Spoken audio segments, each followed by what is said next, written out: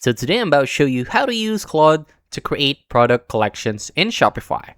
First, open your Shopify dashboard, navigate to products, and select your catalog. Click Export as CSV to get your full inventory list. Open Claude AI, click the paperclip icon, and upload that inventory file.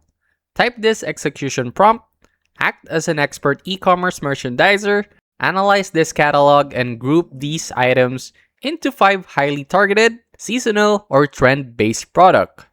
For each collection, write a catchy title, a search-optimized collection description under 150 characters. Pro tip, don't build these manually in Shopify. To automate the process using Shopify's automated collections feature, give Claude a quick follow-up prompt. Like, for each of these collections, provide a specific automated tag-based rule, like product tag equals winter 2026.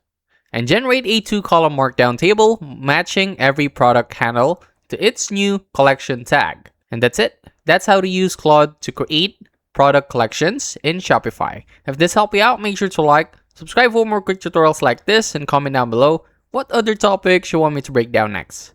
I'll see you in the next one.